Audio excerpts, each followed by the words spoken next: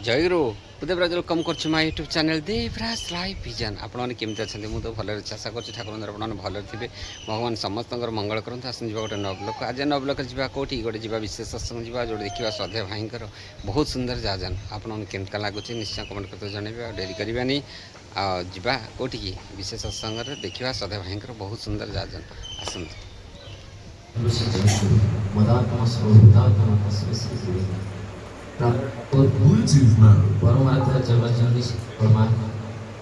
परम पूज्यपाद श्री श्री प्रधान परम पूज्यपाद श्री श्री आचार्य उपस्थित समस्त मातृमंडली गुरु भाई आंतरिक जयगुरु आज विशेष सत्संग आमको प्रदान कर अति श्रद्धा त्रिवेणी माँ पारिवारिक मंगल उद्देश्य आम समस्ते पाखे प्रार्थना रखा केमती से त्रिवेणी माँ सारा जीवन से परम पुरुष धरिक जीवन में चलतु जीवन केमती इष्टमय मंगलमय हो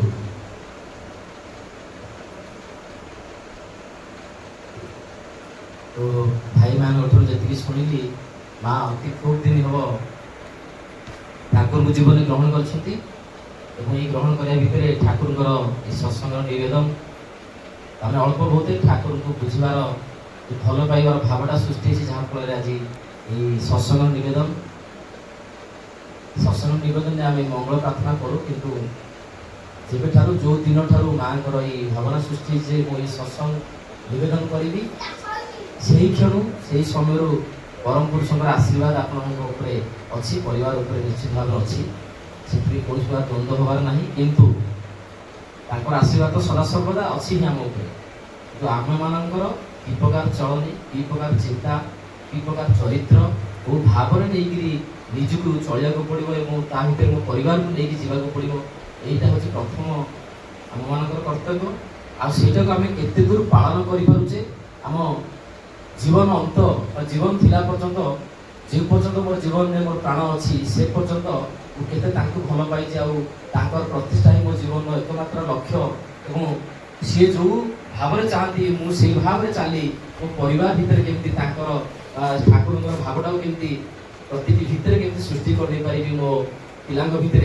यह हूँ एकमात्र इच्छा समस्त रहा दरकार जहाँ फल मंगलटा सारा जीवन पर्यंत अतिबाहित कर चले ना सामयिक भाव में मंगल आसिले अनेक बार आम मान चिंता चलनी आम मान भूल भटका जो आम मैंने पुणी दुख को टाणी आनु जहाँ फलस्वरूप आम मैंने बुझीपारना कारण कर्ममय जीवन कर्म भितर जी आम मैंने से सुकर्मटी कर चलू तो निश्चित भाव फल सु हेनी मंगल हेनी जदि आम कर्म भितर किसी एपट सेपट रुहे आम मान चिंता चलनी चरित्र भितर किसी भूल भटका रुहे ताहले विधि की ठोकर देले व्याधि आसिक पहुँच कष्ट आसिक पहुँच एमती अनेक लोक अनेक जीवन भितर दुख कष्ट सारा जीवन छाड़ी जाए ना कारण आम मैंने बुझीपारना अनेक मुंड बाड़ू अनेक प्रार्थना करूँ अनेक देवादेवी आशीर्वाद नौ कि फल किसी फले ना कारण आम मान चलनी चरित्र भितर देखिए भाग्य तैयारी जो भाग्य आपणा से आसेना जो भाग्य को आम सृष्टि कर आज दुखर कारण होती भाग्य को पुणी परिवर्तन कर सुखर बाटटा को बाछि नहीं पार से बाट बाछिया दायित्व आम मान ईश्वर दया सब मानने सदा सर्वदा आम अच्छी आम कहीं प्रत्येक से जीवजंतु ये पृथ्वी जन्म नहीं प्रति से जीवजंतु दया अच्छी कारण बापा के छुआ जिते खराब हेले भी ए बापा तार खराब चाहेना जमी जी परम पिता जी विश्वर सृष्टिकर्ता सृष्टि भितर प्रति से छोट छोट जीवजंतु आरंभ कर आम तो सहजे मनीष दुर्लभ जीवन आम मैंने पाइचे केते जन्म कष्ट करके आज मनीष जन्म पाइचे तो आम मान केमी से अशांति भितर ठेलीदेवे केमी दुख भितर ठेलीदेवे आम मैंने केमी से दारिद्र्य भितर गति करवा जीवनटा केमी कष्टमय शोक अशांतिमय जीवन हम जहाँ के सी चाहे ना किंतु जदि से दुखर आज टाणी आनी आमको आम जीवन भितर तार सृष्टिकर्ता कि मुझे यहीटा को जी न बुझी ये कर्मर फल जी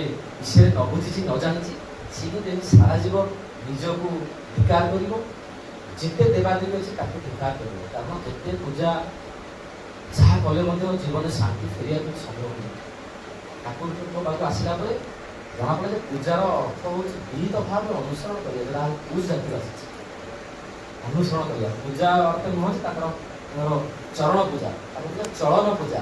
ତାମାନେ ସେ ଯାହା ଚାହାନ୍ତି, ଯାହା ଯାହା କଲେ ମଣିଷ ଶାନ୍ତିର ଦ୍ୱାରେ ଯିବ, ଶାନ୍ତିର ପଥରେ ଯିବ, ତାକୁ କରିବାଟା ହେଉଛି ପ୍ରକୃତ ପୂଜା। ଆମ ମାନସିକ ଶାନ୍ତି ପାଇଁ ବୋଧେ ଆମେ ପୂଜା ଅର୍ଚ୍ଚନା କରି ଫୁଲ ଚନ୍ଦନ ଦେଇକି ଆମେ ମାନେ ଟିକେ ସାମୟିକ ଭାବରେ ଆନନ୍ଦ ଅନୁଭବ କରିପାରୁ, ତାହା କିନ୍ତୁ ଯଥେଷ୍ଟ ନୁହେଁ ଆମ ଜୀବନର ଦିଗଟାକୁ ପରିବର୍ତ୍ତନ କରିଦେବ ବା ଭାଗ୍ୟ ରେଖାଟାକୁ ପରିବର୍ତ୍ତନ କରିଦେବ। ସେଥିପାଇଁ ଆମକୁ କିଏ ନା କିଏ ଜଣେ ଦରକାର, ଯିଏ ଆମ ଜନ୍ମ ଠାରୁ ମୃତ୍ୟୁ ପର୍ଯ୍ୟନ୍ତ ଆମ ଚଳନି ଭିତରେ ଆମମାନଙ୍କୁ ବୁଝେଇ ଦେବେ, କୁହାଇ ଦେବେ ଏବଂ କରେଇ ଦେବେ। ଏବଂ ଭୁଲ ଥିଲେ ପୁଣି ହାତ ଧରିକି କାନ ଧରିକି ଆମକୁ ବୁଝେଇ ଦେବେ, ବଟେଇ ଦେବେ ଯେ ବାବାରେ ଏଇ ବାଟରେ ଦେଇକି ଗଲେ ତୋର ଯୋଉ ସୁଗମ ପଥ, ଆନନ୍ଦିତ ପଥ ତୋ ଜୀବନରେ ତୋତେ ଅପେକ୍ଷା କରିକି ବସିଛି। ତାହା କିନ୍ତୁ ଆମେ ଜାଣୁନା। ଆମେମାନେ ଅଳ୍ପ ବହୁତ ସମସ୍ତେ ଜାଣିଛେ, କିନ୍ତୁ ଯେତେବେଳେ ଆମମାନଙ୍କୁ କରିବାକୁ ଆସେ ଆମେମାନେ ଆମ ଚିନ୍ତା ଭିତରେ ଆମେମାନେ ରହୁ। ଆମେମାନଙ୍କର ଆମ ହିସାବରେ ଆମମାନଙ୍କର ସ୍ୱତନ୍ତ୍ର ଯେହେତୁ ଆମମାନଙ୍କର ଜୀବନ, ଆମେମାନେ ଆମମାନଙ୍କ ହିସାବରେ କରୁ, ଆମମାନଙ୍କ ନିଜ ହିସାବରେ ଆମେ ପରିଚାଳିତ କରୁ। ସେଥିପାଇଁ ଆମ ଜୀବନରେ ଏତେ ଅଶାନ୍ତି। ଯଦି କିଏ ଜୀବନରେ ସଦ୍ଗୁରୁ ଥାଆନ୍ତି, ଆଦର୍ଶ ପୁରୁଷ ଥାଆନ୍ତି, ଯେମିତି ପିଲାମାନଙ୍କୁ ସ୍କୁଲ ପଠେଇଲେ ବିନା ଶିକ୍ଷକରେ ପାଠ ପଢ଼ିଲେ ସିଏ ଯେଉଁ ରକମ ହେବ, ଯଦି ଜଣେ ସ୍କୁଲ ଯାଉଛି, ଗୋଟେ ଟ୍ୟୁସନ୍ ମାଷ୍ଟର ଅଛି, ତାହେଲେ ତାର ପାଠଟା ଟିକେ ଦିଗ ଭିନ୍ନ ରହିବ। ନିଜେ ମନକୁ ମନ ପଢ଼ିବା ଭିତରେ ଦେଇକି ହୁଏତ କିଛି ପଢ଼ିପାରେ, ଏ ଭିତରେ ଦେଇକି କିନ୍ତୁ ପ୍ରକୃତ ପଥଟା ସେ ଧରିପାରିବ ନାହିଁ। କେଉଁ ପଥ ଦେଇକି ଗଲେ ଅତି ସହଜ ଭାବରେ ସେ ଜୀବନରେ ସଫଳ ହୋଇପାରିବ, ସେଇ ଜିନିଷ କିନ୍ତୁ ଗୁରୁ କହି ଦେଇପାରନ୍ତି। ସେଥିପାଇଁ ଯେମିତି ପ୍ରତିଟି କର୍ମ ଭିତରେ ଗୁରୁଙ୍କର ଆବଶ୍ୟକତା ଅଛି। ଡ୍ରାଇଭିଂ କଲେ ଗୁରୁ ଅଛି, କି କ୍ରିକେଟ ଖେଳୁଛି ଗୁରୁ ଅଛି। ଜୀବନ ପ୍ରତିଟି ଦିଗରେ ଯେଉଁ ଦିଗରେ ଆମେ ଦେଖୁଛେ ଯାହା ଯାହା ଆଶ୍ଚର୍ଯ୍ୟ ଜିନିଷ, କିଏ ନା କିଏ ଜୀବନରେ ଗୋଟେ ଜଣେ ଗୁରୁକୁ ଗ୍ରହଣ କରିଛି ଏବଂ ତାଙ୍କର ଶିକ୍ଷା ଭିତରେ ଦେଇକି ସେ ଲୋକ ଆଜି ସେଇ ରକମର ଜୀବିଛି। ସେଥିପାଇଁ ଆଧ୍ୟାତ୍ମିକ ଗୁରୁଙ୍କର ମଧ୍ୟ ଆବଶ୍ୟକତା ରହିଛି। ଯଦି ଆଧ୍ୟାତ୍ମିକ ଗୁରୁ ଆମେ ଗ୍ରହଣ ନ କରୁ, ଯାହାକୁ ଆମେ କହୁ ଆଦର୍ଶ ବୋଲି ଆଯୁକ୍ତ ଦୃଢ଼ ଜାତିର ଅଛି, ଯାହାଙ୍କ ପାଖକୁ ଗଲେ ଆମମାନଙ୍କ ଭିତରେ ଥିବା ଚରିତ୍ର ଭିତରେ ସେ ଖୋଟ, ସେ ମଇଳା ଆବର୍ଜନା ସବୁ ଭାସି ଉଠେ। ଯେମିତି ମିରର ଆଗକୁ ଗଲେ ଆମମାନଙ୍କର ଆମ ଚେହେରାଟାକୁ ଆମେ ଦେଖିପାରୁ ଏବଂ ତାକୁ ସଜାଡ଼ି ଦେଉ, ସେମିତି ଯେତେବେଳେ ପରମ ପୁରୁଷଙ୍କ ପାଖକୁ ଯାଉ, ଆଦର୍ଶ ପୁରୁଷ ଜୀବନରେ ଆସନ୍ତି, ତାଙ୍କ ପାଖକୁ ଯାଉ, ତାଙ୍କର ମନ୍ତ୍ର ଗ୍ରହଣ କରୁ, ତାଙ୍କ ପଥରେ ଚାଲୁ ଏବଂ ଚାଲିବା ଭିତରେ ଦେଇକି ଆମେମାନେ ଭୁଲ ଜିନିଷଟାକୁ ଜାଣିପାରୁ, ବୁଝିପାରୁ ଏବଂ ସେ ଭୁଲଟାକୁ ସଜାଡ଼ି ଦେଇକି ଠିକ୍ ବାଟରେ ଆମେ ଅଗ୍ରସର ହେଉ। ସେଠି ଆସେ ଶାନ୍ତି, ଆନନ୍ଦ। ଅନେକ ପିଲା ଅଛନ୍ତି ମଦ ଗୋଟେ ବୁଡ଼ିକି ଅଛି, ତାଙ୍କୁ ଆନନ୍ଦ ଦେଉଛି। ଅନେକ ପିଲା ଆଜି ମଦ ନ ପିଇ କ୍ଷୀର ଗ୍ଲାସ ଭିତରେ ବୁଡ଼ିକି ଅଛି। କାହିଁକି? ଶିକ୍ଷା ଦେବ କିଏ? ଆମେ କିଛି ଜାଣିନୁ ଜୀବନରେ କାହିଁକି ଅଶାନ୍ତି ଆସୁଛି, ତାର ଯଦି କାରଣଟାକୁ ବୁଝିପାରନ୍ତା, ଅଶାନ୍ତିଟାକୁ ଆମେ ଦୂରେଇ ଦେଇପାରନ୍ତା। ଆମେ କାରଣକୁ ବୁଝୁନା, ଅଶାନ୍ତିକୁ ଚିତ୍କାର କଲେ ଅଶାନ୍ତି ଦୂର ହୁଏନି। ଅଶାନ୍ତିକୁ ଦୂର କରିବା ପାଇଁ ଯାହା ନିରାକରଣର ବାଟ ଯଦି ଆମେ ସେ ପଥକୁ ଅବଲମ୍ବନ କରୁ, ତାହେଲେ ଅଶାନ୍ତି ଆପଣା ଛାଇଁ ଦୂରେଇ ଯାଏ, ପୁଣି ଶାନ୍ତି ଫେରି ଆସେ। ରବୀନ୍ଦ୍ରନାଥ ଠାକୁର ଏଡ ବଡ଼ ଲେଖକ, ଯେତେବେଳେ ତାଙ୍କର ଶେଷ ଅବସ୍ଥା ସେ ମରିଆ ଅବସ୍ଥାରେ ବେଡରେ ପଡ଼ିଛନ୍ତି, ବହୁତ ଜୋରରେ କାନ୍ଦିଲେ। ରବୀନ୍ଦ୍ରନାଥ ଠାକୁରଙ୍କ ନାଁ ଆମେ ସମସ୍ତେ ଶୁଣିଛେ, ବହୁତ ବଡ଼ ଲେଖକ ନାଇଁ କି? ତ ସିଏ ଏତେ ଜୋରରେ କାନ୍ଦେ, ତାଙ୍କ ପାଖରେ ଯୋଉମାନେ ଥିଲେ କହିଲେ, ଦାଦା ଆପଣ ଏତେ ବଡ଼ ଲେଖକ, ଏତେ ବଡ଼ ଶିକ୍ଷିତ ଲୋକ, ଏତେ ଲୋକଙ୍କୁ ବୁଝେଇକି ଯାଇଛନ୍ତି, ଆପଣ ଏଇ ଶେଷ ଅବସ୍ଥାରେ ଆପଣ କାନ୍ଦୁଛନ୍ତି, ମୃତ୍ୟୁକୁ ଭୟ କରୁଛନ୍ତି। ଆପଣ କଣ ଜାଣିନାହାନ୍ତି ଯେ ଯିଏ ଜନ୍ମରେ ତାର ମୃତ୍ୟୁ ମଧ୍ୟ ସ୍ୱାଭାବିକ ପ୍ରକ୍ରିୟା ଗୋଟେ? କେହି ଆଜି ଅମର ନାହାନ୍ତି। କାଳେ ଆମେ ଶୁଣିଛୁ ହନୁମାନ କାଳେ ଅମର, ଆଉ ତାପରେ କେହି ଦ୍ୱିତୀୟ ବ୍ୟକ୍ତି ନାହାନ୍ତି। କାହିଁକିନା ହନୁମାନଙ୍କର ଆବଶ୍ୟକତା ଥିଲା ବୋଲି ତାଙ୍କୁ ଅମର ବୋଲି କୁହାଯାଇଛି, ବା ଅମରତ୍ୱ କିଛି କିଛି ଲୋକଙ୍କର ବି ଧାରଣା ଅଛି ଯେ ହନୁମାନ ଚଳନ୍ତି ଦେବତା କାଳେ ସେ କରୁଛନ୍ତି। ବଟ୍ ଆଖିରେ ଆମେ ମାନେ ସହଜ ସରଳ ମଣିଷ ଆମେ ଦେଖୁ, ଯେଉଁମାନେ ସାଧାରଣ ସ୍ତରର ଲୋକ ସେ ଦେଖିପାରୁଛନ୍ତି। ବାକି ତ ଆମେ ସମସ୍ତେ ମରିବା, ତାହେଲେ ଏତେ କାନ୍ଦ କାହିଁକି? ଏତେ ବଡ଼ ଲେଖକ ହେଇଛି ଆପଣ, କିନ୍ତୁ ଆରେ ମୁଁ ମୃତ୍ୟୁକୁ ଭୟ କରି କାନ୍ଦୁ ନାହିଁ, ତାହେଲେ କ'ଣ ପାଇଁ କାନ୍ଦୁଛନ୍ତି? ନା ଏଥିପାଇଁ କାନ୍ଦୁଛି, ଈଶ୍ୱରଙ୍କର ଏଡ ବଡ଼ ସୃଷ୍ଟି ଭିତରୁ ମୁଁ ଜାଣିଛି ହେଲେ ଟିକେ ଗ୍ରହଣ କରିପାରିଲି ନାହିଁ। କାରଣ ଏଡ ବଡ଼ କବି ସେ ଶେଷ ମୁହୂର୍ତ୍ତରେ ଏହା କହୁଛନ୍ତି, ଯାହାଙ୍କ ପାଖରେ ଜ୍ଞାନର ଭଣ୍ଡାର, ଯାହାଙ୍କ ସାହିତ୍ୟିକ ଦେଖିକିରି, ଯାହାଙ୍କର ଏତେ ପ୍ରକାର ଜ୍ଞାନକୁ ଦେଖିକି ଲୋକମାନେ ତାଙ୍କର ଚରିତ୍ର ପରିବର୍ତ୍ତନ ହୁଏ, ସିଏ ଶେଷ ମୁହୂର୍ତ୍ତରେ କହୁଛି ମୁଁ ଈଶ୍ୱରଙ୍କର ଏଡ ବଡ଼ ସୃଷ୍ଟିରୁ ଜାଣିଛି ହେଲେ ମୁଁ ଗ୍ରହଣ କରିପାରିଲି ନାହିଁ, ଆହୁରି ଅନେକ କିଛି ମୋର ବାକି ରହିଗଲା। ଜୀବନରେ ଯେତେବେଳେ ଆଦର୍ଶ ପୁରୁଷ ନ ଆସିବେ, ଗୁରୁ ବିହୀନ ଜୀବନ ଯଦି ଆମେ ମାନେ ବିତେଇବା, ତାହେଲେ ମଣିଷ ଭିତରେ ଅନ୍ଧକାର ଜୀବନ ଭିତରେ ଗତି କରିବ। ଭଲ ମନ୍ଦର ବିଚାର ତା ଭିତରେ ସୃଷ୍ଟି ହବନି। ଅନ୍ୟକୁ ମାରିଲେ ତାକୁ ଖୁସି ଲାଗିବ, ଅନ୍ୟକୁ ଗାଳି ଦେଲେ ଖୁସି ଲାଗିବ, ଅନ୍ୟଙ୍କ ନାଁରେ ଗପିଲେ ଖୁସି ଲାଗିବ, ଅନ୍ୟକୁ ଅସୁବିଧାରେ ପକେଇଲେ ତାକୁ ଆନନ୍ଦ ଦବ। କିନ୍ତୁ ଗୁରୁ ବିହୀନ ଜୀବନ, ଗୁରୁଙ୍କୁ ଧରିକିରି ଜୀବନ ଅତିବାହିତ ହୁଏ, ସେତେବେଳେ ସେ ଅନ୍ୟକୁ କଷ୍ଟ ଦେଲେ ତାଙ୍କୁ ନିଜକୁ କଷ୍ଟ ହୁଏ। ଅନ୍ୟର ଦୁଃଖ ସେ ସହିପାରେ ନା, ଅନ୍ୟ କଷ୍ଟ ହେଲେ ତା ପାଖରେ ଯାଇ ଠିଆ ହେବାକୁ ଇଚ୍ଛା ହୁଏ। ତ ପ୍ରତିଟି ଭିତରେ ସେ ଚାହିଁକି ଅନ୍ୟମାନଙ୍କର ଶାନ୍ତି, ନିଜର ଶାନ୍ତି, ନିଜ ପରିବାର ଶାନ୍ତି ଆବଶ୍ୟକତା ରହିଛି। ଆଚ୍ଛା, ଗୋଟେ ଘଟଣା ମୁଁ ପଢୁଥିଲି ଠାକୁରଙ୍କର ବହିରୁ, ଲେଖା ହେଇଥିଲା ଗୋଟେ ଅତି ସୁନ୍ଦର ଜିନିଷ।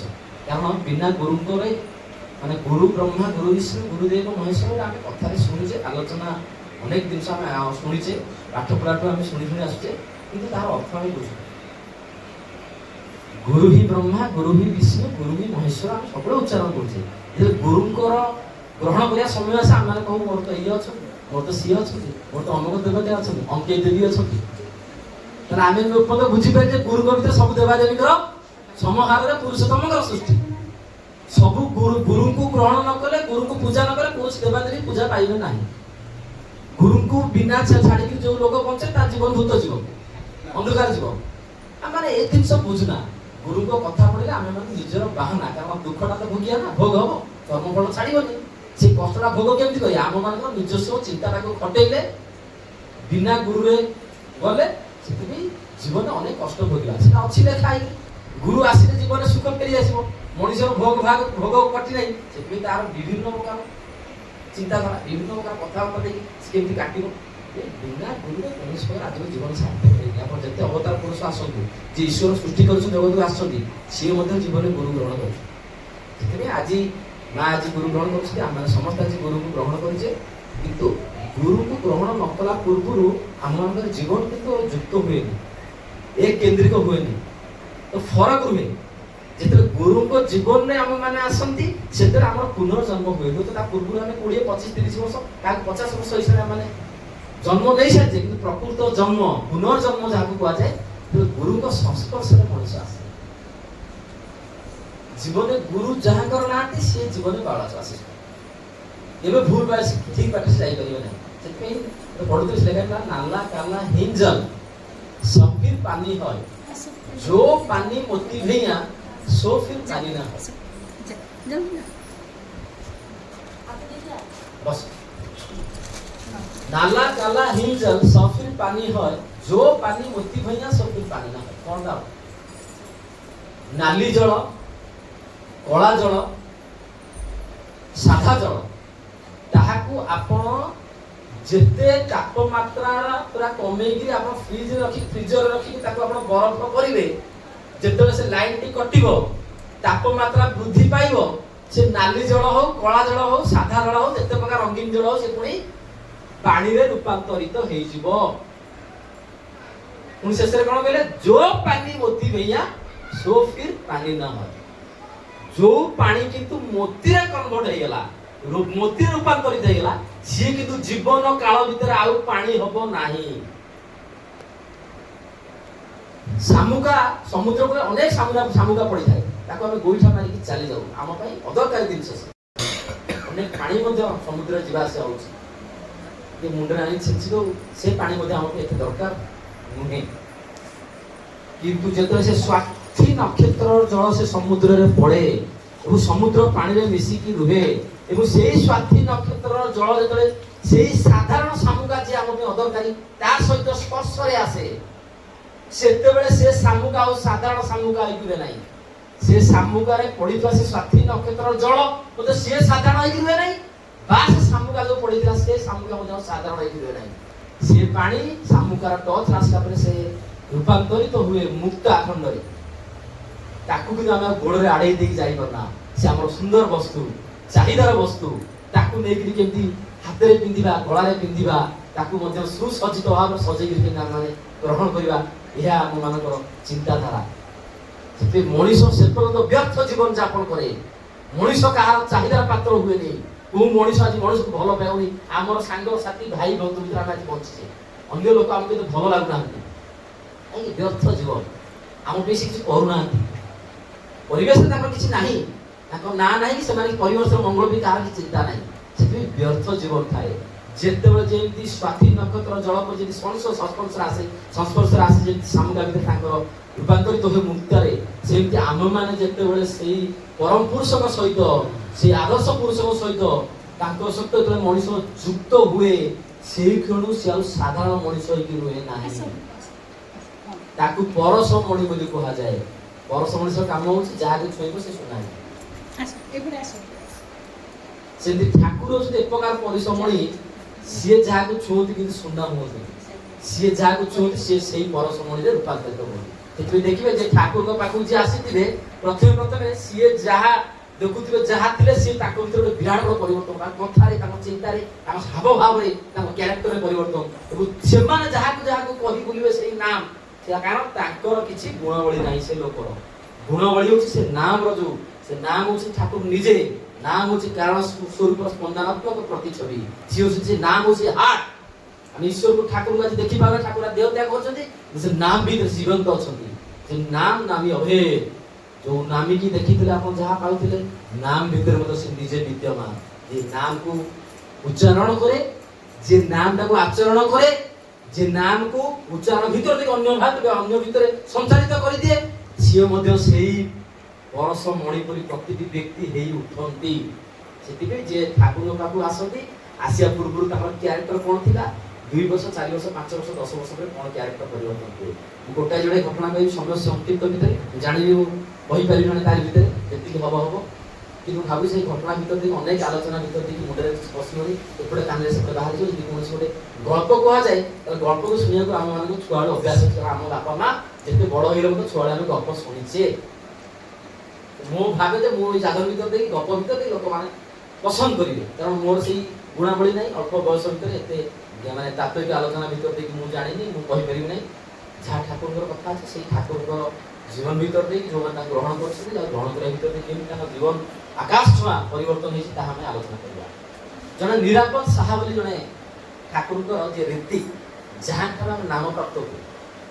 ଯଦି ମା ଜାଣିଥିବେ, ଆପଣଙ୍କୁ କିଏ ନା କିଏ ଜଣେ ଦେଇଥିବେ ଆସି ରୀତି, ତାଙ୍କୁ କୁହନ୍ତି ଠାକୁରଙ୍କର।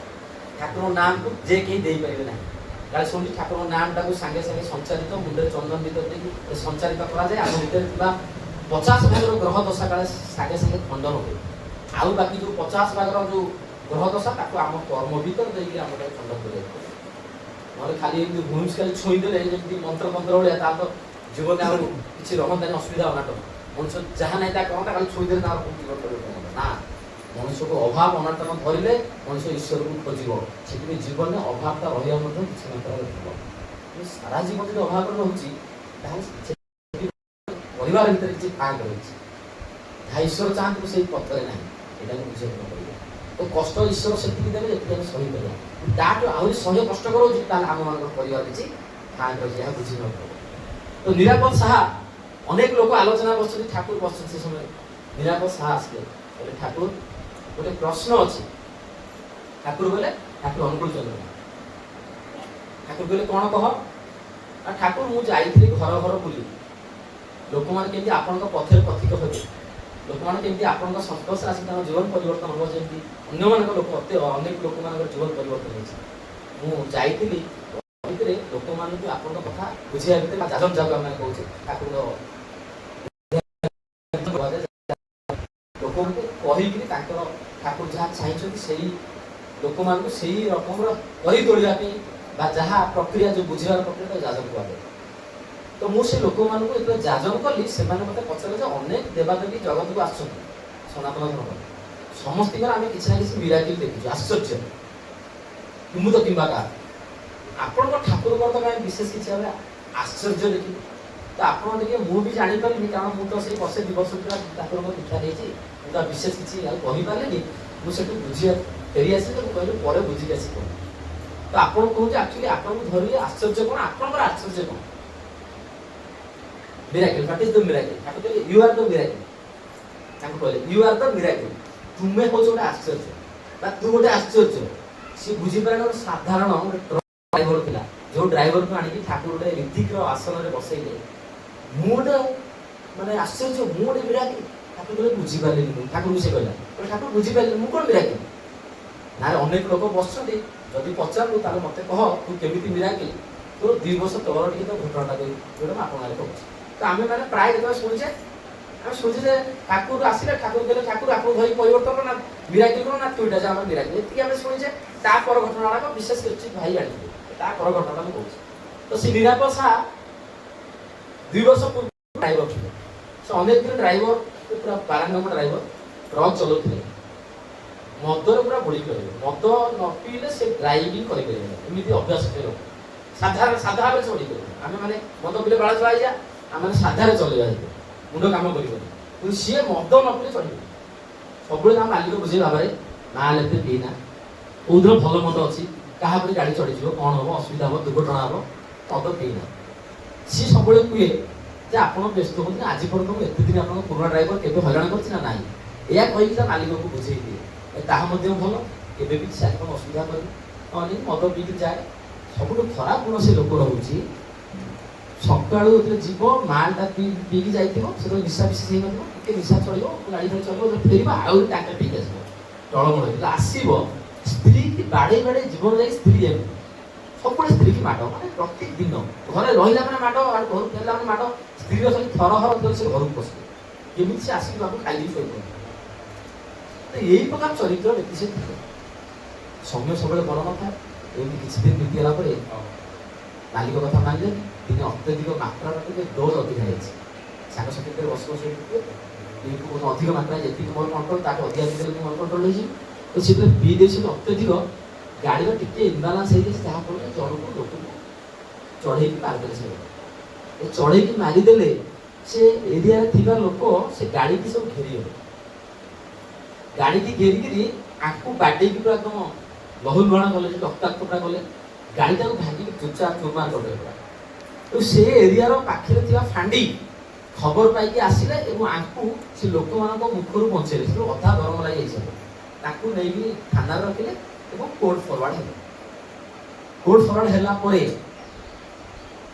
ଯେଉଁ ମାଲିକର ଗାଡ଼ିଟା ଭାଙ୍ଗିକି ଚୁରମାର ହେଇଛି, ତାଙ୍କ ସ୍ତ୍ରୀ କହିଲେ ଆଜିଠାରୁ ସେ ଲୋକକୁ ଆଉ ଡ୍ରାଇଭର ଆମର ରଖିବ ନାହିଁ। ଏତେ ଯୋଉ ଲସ୍ ହେଲା ଭରପାଇ କିଏ କରିବ? ଆଜିକାଲି ସମୟରେ ଇନ୍ସୁରାନ୍ସ କଲା, ସେତେବେଳେ କ'ଣ ଇନ୍ସୁରାନ୍ସ କଲା? ସେତେବେଳେ ବିଶେଷ ନଥିଲା, ଅନେକ ଲସ୍ ତାର ହେଲା। ଗାଡ଼ିର ଦାମ୍ କେତେ ସେ ସମୟରେ, ଗାଡ଼ିଟା ଭାଙ୍ଗି ବହୁତ ଗୁଡ଼ା ପଇସା ଖର୍ଚ୍ଚ ହେବାକୁ ପଡ଼ିଲା। ତାଙ୍କ ସ୍ତ୍ରୀ ତାଗିଦ କଲେ ସେ ଲୋକକୁ ତୁମେ ଆଜିଠାରୁ ରଖିବ, ତାହେଲେ ମୁଁ ଏ ଘର ଛାଡ଼ିକି ଯିବି। କିନ୍ତୁ ଯେହେତୁ ଏତେ ଦିନ ତାର ଗୋଟେ ସର୍ଭିସ୍ ଦେଇକି ସେ ଡ୍ରାଇଭରଟି ଆସିଛି, ସେ ତାଙ୍କ ସ୍ତ୍ରୀଙ୍କ କଥା ନ ମାନିକି ଗଲେ। ଅନେକ ପଇସା ସେ ସମୟରେ ଖର୍ଚ୍ଚ କରିକି ତାକୁ ବେଲ୍ରେ ମୁକାଳି ଆଣିଲା ପରେ କହିଲେ ବାବୁରେ ମୁକାଳି ତ ଆଣିଲି, ମୋ ସ୍ତ୍ରୀର କଥା ନ ଶୁଣି, ଏବେ ଯଦି ତାକୁ ମୋର କାର୍ଯ୍ୟରେ ରଖେ, ମୋ ଡ୍ରାଇଭର ଆଉ ରଖିବି, ତାହେଲେ ମୋ ସ୍ତ୍ରୀ ମୋତେ ଛାଡ଼ିକି ଯିବ, ଆଉ ତୋତେ ମୁଁ ରଖିପାରିବିନି। ଯେହେତୁ ମୋତେ ଏତେ ଦିନ ସେବା ରହିଥିଲୁ, କାହିଁକି ତୋ କଥା ଋଣୀ ହେଇକି ରହିବି? ଯାହା ମୋର ଲସ୍ ହେଲା ନା, ତୁ ମୁକାଳିକି ପଳେଇ ଆସିବି, ନେଇ ଆସିବି, ଆଉ ରଖିପାରିବିନି।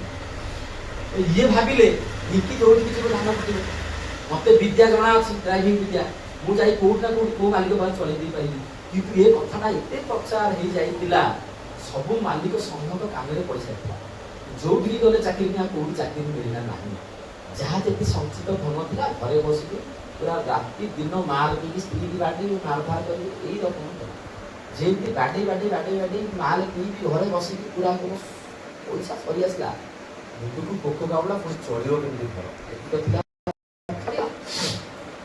ସିଏ କ'ଣ ଚିନ୍ତା କଲେ, ବର୍ତ୍ତମାନ ଡ୍ରାଇଭର ଆଉ ମୋତେ ହିସାବରେ କେହି ରଖିବେ ନାହିଁ, ମୋର ନାଁଟା ପ୍ରଚାର ହେଇଗଲା, ମଦୁଆଟା ବି ରିକ୍ସା କିଣିକି ଚଲେଇବି। ରିକ୍ସା କିଣିଲେ ଆଉ ତ କାହାକୁ ଚଢ଼େଇବାର ନାହିଁ, ଲୋକ ମରିବାର ନାହିଁ। ତ ରିକ୍ସା ଗୋଟେ ଯେତିକି ଥିଲା ପଇସା, ରିକ୍ସା ଚଲେଇଥିଲା, ଆଉ ପଇସା ଶେଷ। 5 ଦିନ ପର୍ଯ୍ୟନ୍ତ ରିକ୍ସା ନେଇକି ଗଲେ, ରିକ୍ସାରେ ଠିଆ ହେବେ, କୌଣସି ଜଣେ ବ୍ୟକ୍ତି ତାଙ୍କ ରିକ୍ସାରେ ବସିଲେ ନାହିଁ। କାରଣ ସମସ୍ତେ ଜାଣିଥିଲେ ନିରାପଦ ସାହା ଗୋଟେ ମଦ୍ୟପ, ଯିଏ ମଦ ପିଇକି ସ୍ତ୍ରୀକି ବାଡ଼ଉଛି, ମଣିଷ ମାରିପାରେ, ତାହେଲେ ଆମେ ଯଦି ଆମ ପିଲା ଛୁଆ ବୋହୁ ତାଙ୍କ ରିକ୍ସାରେ ଯିଏ ବସିବ, ତାହେଲେ ତା ପ୍ରତି କ'ଣ ସୁରକ୍ଷିତ ବୋଲି ଆମେ ଦେଇପାରିବା?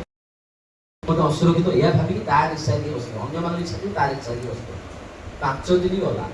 5 ଦିନ ଗଲା ପରେ ବିରକ୍ତ ହେଇକି ଅଧୈର୍ଯ୍ୟ ହେଇକି ମାରେ ପିଇକି ସ୍ତ୍ରୀକି ଆସି ପୁଣି ବାଡ଼ିବାକୁ ଲାଗିଲା। ସ୍ତ୍ରୀ କହିଲା ଆଜି ଆଉ ମାରନି, ଗୋଡ଼ ତଳେ କହିଲା ଆଜି ଆଉ ମାରନି, ଆଜି ଯଦି ମାରିବ ତାହେଲେ ମୁଁ ଆଉ ବଞ୍ଚିବିନି, ଆଉ ମୁଁ ମରିଗଲେ ମୋ ପିଲା ଛୁଆ ଆଉ ବଞ୍ଚିବେନି, କାରଣ ଆମେ ଆଉ କାଲିଠାରୁ ଖାଇବାକୁ କିଛି ନାହିଁ। ଆଜି ମଧ୍ୟ କେହି ଖାଇନାହାନ୍ତି ପିଲା, କ'ଣ ଯାହା ଥିଲା ଟିକେ ନାକୁ ଏତିକି ଏତିକି ମିଠା ଖାଇକି ଅଛନ୍ତି ସମସ୍ତେ ଭୋକରେ, ଆଉ ତୁମେ ମାରନି ମୋତେ। କିନ୍ତୁ ସିଏ ଶୁଣିବାକୁ ନାରାଜ, ପଇସାର ଟେନସନ୍, ସହଜରେ ମଦ୍ୟପ, ଅଭ୍ୟାସଗତ ବାଡ଼େଇବାରେ ସେ ପୁଣି ବାଡ଼େଇ ବାଡ଼େଇ ବାଡ଼େଇ ବାଡ଼େଇ ପୁଣି ନିଶା ଟଳମଳ ହେଇକି ଶୋଇପଡ଼ିଲେ।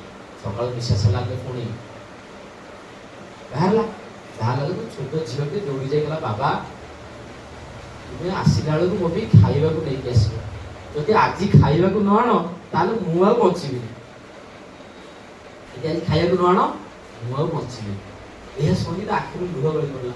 କହିଲା ଠିକ୍ ମୋ ବାପ ପଣିଆ, ଯଦି ମୋ ଛୁଆକୁ ମୁଁ ଦିନଟା ଖାଇବାକୁ ଦେଇପାରିନି, ଆଉ ଜୀବନ ଆଜି ଫେରିବନି, ଆଜି ଯଦି କୌଣସି ବେପାର ନ ହୁଏ ତାହେଲେ ମୋ ଜୀବନଟାକୁ ମୁଁ ନଷ୍ଟ କରିଦେବି, ମୁଁ ମୋତେ ଆତ୍ମହତ୍ୟା କରିବି ଆଉ ମୁଁ ମୋ ଛୁଆଙ୍କୁ ମୋ ଆଖି ଆଗରେ ମରିବାର ମୁଁ ଦେଖିପାରିବିନି। ଗଲା ରିକ୍ସା ଲଗେଇଲା, ସକାଳୁ ଗଲା, ସନ୍ଧ୍ୟା ହେଇଗଲା, ଦେଖିଲେ ଆଉ ରିକ୍ସା ସେଇ ବ୍ୟକ୍ତି ଆସିଲା, କହିଦେଲା ଯେ ମୁଁ ଆଉ ଜୀବନଟାକୁ ରଖିବି ନାହିଁ। ରିକ୍ସାଟାକୁ ଗୋଟେ ନଦୀ କୂଳରେ ଲଗେଇ ଦେଇକି ସେ ବ୍ରିଜ ଉପରେ ଠିଆ ହେଇକି ଅନଉଛି, ଦେଖୁଛି କେମିତି ଡେଇବ ମରିବ। ସ୍ତ୍ରୀର ମୁହଁ ଖେଳି ଉଠୁଛି, ଛୁଆମାନଙ୍କର ମୁହଁ ଖେଳି ଉଠୁଛି, କେତେ କଷ୍ଟ ଦେଇଛି।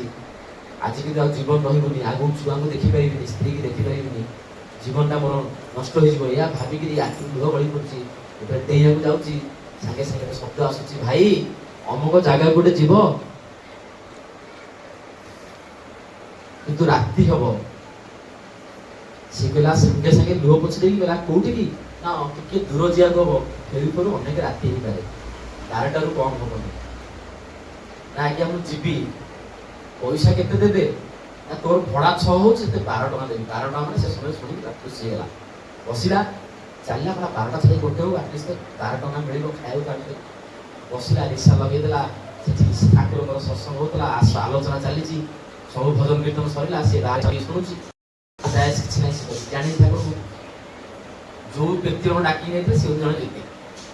ସେ ମାନେ ସତ୍ସଙ୍ଗ ଚାଲି, ସତ୍ସଙ୍ଗ ଆଲୋଚନା ଭିତରୁ ଏତେ ଆଲୋଚନା ଯେ ତା ଗୋଟିଏ କଥା ତା କାନରେ ପଡ଼ିଲା, କହିଲା ସେ ଠାକୁର ଅନୁକୂଳ ଚନ୍ଦ୍ରଙ୍କର ଯିଏ ମନ୍ତ୍ର ଗ୍ରହଣ କରେ, ଯିଏ ତାଙ୍କ ପଥରେ ଚାଲେ, ତାଙ୍କ ଇଷ୍ଟବୃତ୍ତି କରେ, ତାଙ୍କର ପ୍ରେୟାର ଘରେ କରେ, ତା ପରିବାର ଭିତରେ ଜୀବନ କାଳ ଭିତରେ ଦେଇକିରି ଯେତେ ଅସୁବିଧା ଥିଲେ ମଧ୍ୟ ସେ ସମୟ ପରିବର୍ତ୍ତନ ହେଇଯାଏ, ତା ଜୀବନ ପୁଣି ସୁଖ ଶାନ୍ତି ଆନନ୍ଦରେ ପୁଣି ଖେଳି ଉଠେ। ତା ଜୀବନରେ ଅଭାବ ଅନାଟନ ଆଉ ପୁନର୍ବାର କେବେ ତାକୁ ସ୍ପର୍ଶ କରିପାରିବ ନାହିଁ। ଏଇ କଥା ତା ମନକୁ ଛୁଇଁଲା। ଯେତେବେଳେ ସତ୍ସଙ୍ଗ ସରିଲା ଦୌଡ଼ିକି ଯାଇକି ଚିଲେଇଲା, କୋଉଠି କିଏ ଅଛ ଆସ, କିଏ ସେ ଠାକୁର ଅନୁକୂଳ ଚନ୍ଦ୍ର, ମତେ ଟିକେ ଦେଖାଅ, ମୁଁ ଦେଖିବି କିଏ ସେ। ଲୋକମାନେ କହିଲେ ରୋ ଭାଇ ଚିଲାଅନି, କଣ ହେଇଛି ନା ନାଇଁ, ମତେ ଠାକୁର ଅନୁକୂଳ ଚନ୍ଦ୍ରକୁ ଦେଖାଅ, କିଏ ସେ ବ୍ୟକ୍ତି ଯାହାକୁ ଧରିଲେ ଅଭାବ ଅନାଟନ ଜୀବନରେ ରହିବ ନାହିଁ। ଯୋଉ ରୀତି ଜଣକ ଆଣିଥିଲେ ଡାକିକି, ରିକ୍ସା ଡାକିକି ଆଣିଥିଲେ, କହିଲେ ବାବୁ କିଏ ଆଣିଛାକୁ? ନା ମୁଁ ଆଣିଛି। କହିଲେ କଣ ଚିଲଉଛି ନା ଟିକେ ବୁଝନ୍ତୁ। ତାଙ୍କୁ ସେ ବସିଲେ, ଠାକୁର ବିଷୟରେ ଆଉ ଟିକେ ଆଳାପ ଆଲୋଚନା ହେଲା, ଯେମିତି ମୁଁ କରୁଛି। ଅନେକ ଆଲୋଚନା ପରେ ସିଏ ସ୍ଥିର କଲେ ଯେ ମୁଁ ଠାକୁରଙ୍କର ନାମ ନେବି। ଏବଂ ନାମ ନେଲେ ସେଠି ପ୍ରସାଦ ବ୍ୟବସ୍ଥା ଆସି ଖାଇଲେ, ଏବଂ ସେ ରୀତି ପ୍ରସାଦ ବାନ୍ଧିକି ଦେଇଦେଲେ ଘରେ ଯୋଉମାନେ ଅଛନ୍ତି ଛୁଆ, ତାଙ୍କ ପାଇଁ ନେଇଯାଏ। ଆସିଲେ ବାଟ ସାରା କହିଲେ ଚିନ୍ତା କରନି, ଆଗାମୀ ସମୟରେ ଯେତେବେଳେ ଯାହା ଭଡ଼ା ହବ ଆମ ଠାକୁରଙ୍କର ଯୋଉମାନେ ସବୁ ଅଛନ୍ତି ଦୀକ୍ଷିତ, ମୁଁ ସମସ୍ତଙ୍କୁ କହିଦେବି ଯେ ନିରାପଦ ଭାଇ ଆମର ଆଜି ନୂଆ ଦୀକ୍ଷିତ ହେଲେ, ଆପଣମାନେ ତାଙ୍କ ରିକ୍ସାରେ ସମସ୍ତେ ବସିବେ, ଆପଣ ଆମର ମୁରବି ହେବେ। ସିଏ ଗଲେ ଘରକୁ ଯାଇକି ବାଡ଼େଇଲେ ଖୋଲ ବୋଲି ସ୍ତ୍ରୀ ଆସିକି ଆଉ ଖିଆ ନାହିଁ, ଆଜି ତ ଆଉ ବଞ୍ଚିବିନି, ଦୟାକରି ମାର। ସିଏ ଆଉ ଉଠେଇ ଦେଇକି ତାକୁ ଆଲିଙ୍ଗନ କରି ପକେଇଲେ। ଆଲିଙ୍ଗନ କରିଲା ପରେ ସ୍ତ୍ରୀ କହୁଛି କଣ ତୋର କଣ ଅସୁବିଧା ହେଇଛି କି? ମାଡ଼ ଖାଇକି ଅଭ୍ୟାସ ଡେଲି ଯେ ମାଡ଼ ଖାଇ ତାକୁ ଆଲିଙ୍ଗନ ବିଶ୍ୱାସ କରିପାରୁନାହାନ୍ତି। ସେ ତୁମର କଣ ହେଇଛି, କଣ ତମର ହେଇଛି, କିଛି ଅସୁବିଧା କଣ ହେଇଛି କି? ସିଏ ଖାଲି କାନ୍ଦି ପକଉଛନ୍ତି, କୁଣ୍ଡେଇ ଛୁଟିଆ ବାଡି। ଠାକୁରଙ୍କର ଦେଖୁନ ମନ୍ତ୍ର ମୁଣ୍ଡରେ ଚନ୍ଦନ ଲାଗିକିରି ମନ୍ତ୍ରଟା ଭିତରେ ଖାଲି ସଞ୍ଚାରିତ କରିଦେଲେ, ତାଙ୍କ ଭାବ ସୃଷ୍ଟି ଯାଉ। ମୁଁ ତାଙ୍କ ଭୁଲଟାକୁ ସେ ବୁଝିପାରିଲେ, ସାଙ୍ଗେ ସାଙ୍ଗେ କହୁଛି ଆଜି ଆଉ ତତେ ମାରିବି। ଆଜି କାହିଁକି?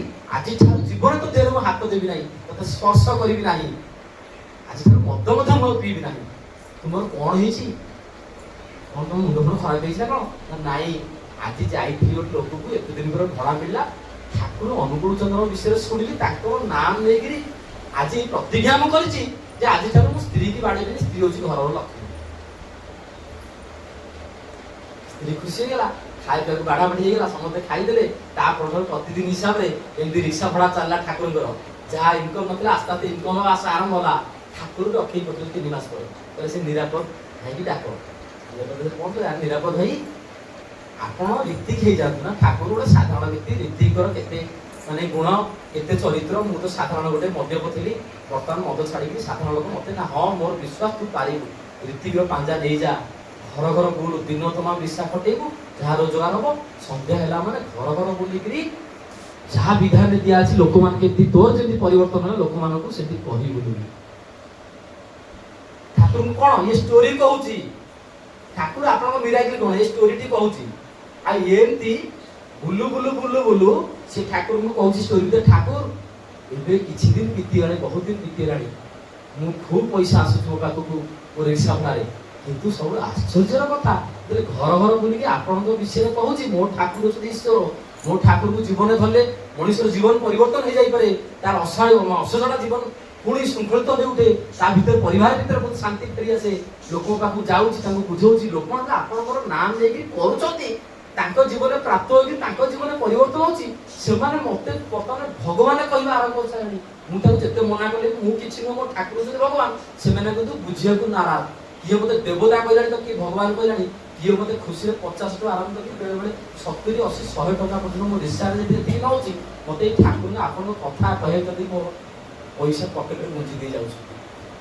ଠାକୁର କହିଲେ ଏଇଆ ତ ମୁଁ କହୁଥିଲି ଯେ ତୁଇଟା ଯୋଉ ଆମର ମିରାକିଲ, ମଣିଷର ଜୀବନ ଏମିତି ପରିବର୍ତ୍ତନ ହୁଏ। ମଣିଷ ଭାବିଛି କୋଉଠି ପୂଜା ଟିକେ କରିଦେଲେ ସଡନ କି ଆମକୁ ମିଳିଗଲା, କୋଉଠି ବାବା ପାଖକୁ ପଳେଇଲି ମତେ ସଡନ ଟା ମିଳିଗଲା। ଜୀବନ କାଳ ଭିତରେ ତା ପରମାନେଣ୍ଟ ରୁହେ ନାହିଁ। କିନ୍ତୁ ଯେ ଯୋଉ କାମଟି ତୁ କଲୁ ଯଦି ଏଇ ଜିନିଷ ମାନିକି ଚାଲୁ, ତୋ ଜୀବନରେ ସାରା ଜୀବନ ତୋର ଶାନ୍ତି ରହିବ ତୋ ଜୀବନରେ। ଆଉ ଏଇଟା ହଉଛି ମୋର ପରିବର୍ତ୍ତନ। ଆଉ ଏଇଟା ହିଁ ମୁଁ ଚାହେଁ। ଯା ବୁଲି ଯା, ଘର ଘର ବୁଲିକି ପ୍ରଚାର କରିବୁ। ଯୋଉମାନେ ତତେ ପ୍ରଶ୍ନ କରୁଛନ୍ତି ଯେ ମୋ ଠାକୁରଙ୍କର କଣ ମିରାକିଲ, ତୁ ବୁଲିକି ଛାତିରେ ହାତ ବାଡେଇ ଯେ ମୁଁ ହଉଛି ମିରାକିଲ, ଆଉ ମୋ ଜୀବନ ଭିତରେ ଦିବସ ଭିତରେ ଏଇଆ ଥିଲି, ମୁଁ ଏଇଆ ହେଲି, ସେଇଟା ହିଁ ମୋର ଦରକାର। ମଣିଷକୁ ଦେଖିକି ବୁଝିପାରେ ଯେ ଜୀବନରେ ପରିବର୍ତ୍ତନ କାହାକୁ କୁହାଯାଏ, କାହାକୁ ଗୋଟେ ଆକର୍ଷଣୀୟ କଥା। ମୋ ଠାକୁରଙ୍କର ଆଶ୍ଚର୍ଯ୍ୟ କଥା ଯଦି କହିବି, କାନରେ ଶୁଣିକିରି ଆଶ୍ଚର୍ଯ୍ୟ ଲାଗିବ, ତାହା କିନ୍ତୁ ଆପଣଙ୍କ ଜୀବନରେ ପରିବର୍ତ୍ତନ ହବନି। ଠାକୁରଙ୍କର କଥା ଯଦି ଚରିତ୍ର ଭିତରେ ଫୁଟେଇବେ, ତାହା କିନ୍ତୁ ଆମର ପରିବର୍ତ୍ତନ ହବ। ସେଥିପାଇଁ ବାଲ୍ୟ କାଳେ ଧର୍ମ ମୁଁ ସଞ୍ଚିବି, ଏ ଜୀବନ ଅନିଶ୍ଚିତ, କେଜାଣେ କାହାର କାଳେ ମୃତ୍ୟୁ ହୋଇଯିବ ଆଶୁପତିତ। କେତେବେଳେ କାହାର ଜୀବନଟା ଅଛି ଚାଲିଯିବ ଆମେ କହିପାରିବା ନାହିଁ। ଯଦି ସିଏ ଜୀବନରେ ରୁହନ୍ତି, ତାଙ୍କୁ ଗ୍ରହଣ କରେ, ଖାଲି ନିଜେ ଗ୍ରହଣ କରେ ନୁହଁ, ଆପଣଙ୍କ ପରିବାର ଭିତରେ ଯେମିତି ଠାକୁରଙ୍କର ସଞ୍ଚାର ହବ, ଯେମିତି ପିଲା ପିଲି ପୁଅ ବୋହୁ ଯୋଉମାନେ ଅଛନ୍ତି ଯେମିତି ସମସ୍ତେ ସେଇ ପଥରେ ପଥିତ ହୁଅନ୍ତି। ନହେଲେ ଆପଣ ଖାଲି ଠାକୁରଙ୍କର ଧରିକି ଜୀବନରେ ଅନୁଭବ କଲେ ସେମାନେ ଅନୁଭବ କରିପାରିବେନି।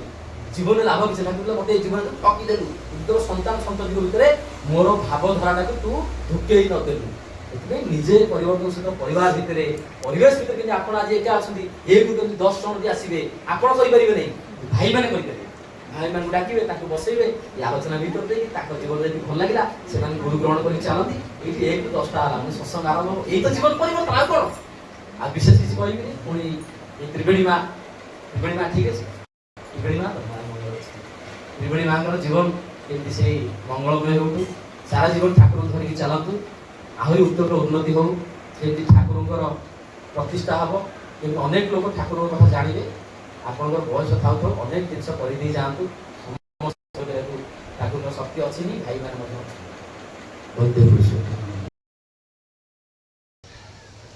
ଆଜିର ବ୍ଲଗ୍ ତ ଆମେ ଦେଖିଲେ କିନ୍ତୁ ସଦେ ଭାଇଙ୍କର ବହୁତ ସୁନ୍ଦର ଯାଜନ। ଆପଣଙ୍କୁ କେମିତି ଲାଗିଲା ନିଶ୍ଚୟ କମେଣ୍ଟ କରି ଜଣାଇବେ। ପୁଣି ଦେଖା ଗୋଟେ ନୂଆ ବ୍ଲଗ୍ ରହୁଛି ଆପଣଙ୍କର ପ୍ରିୟ ଦେବରାଜ। ନମସ୍କାର, ଜୟ ଜଗନ୍ନାଥ, ଜୟ ଗୁରୁ।